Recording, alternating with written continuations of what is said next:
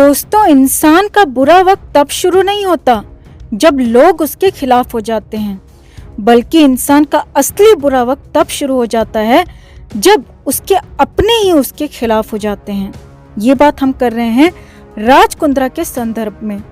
राज कुंद्रा की मुसीबतें अब और बढ़ने वाली हैं, क्योंकि अब राज कुंद्रा को बचाने के लिए उसके अपने भी अब उसके साथ नहीं हैं।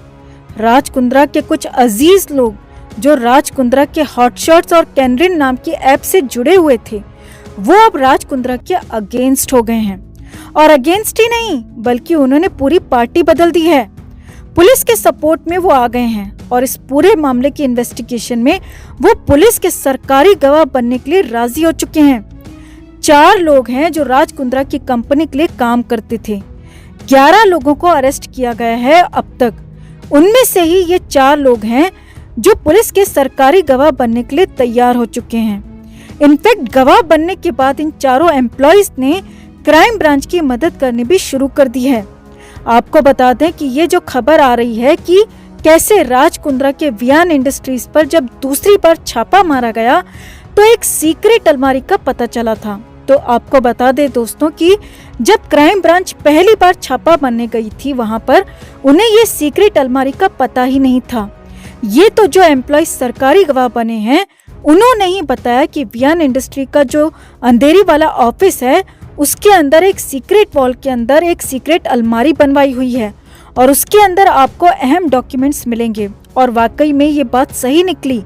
इन गवाहों की निशानदेही पर क्राइम ब्रांच को दूसरी बार रेड करनी पड़ी। ऑफिस के उस वॉल में उनकी निशानदेही पर वो अलमारी वाकई में मिली।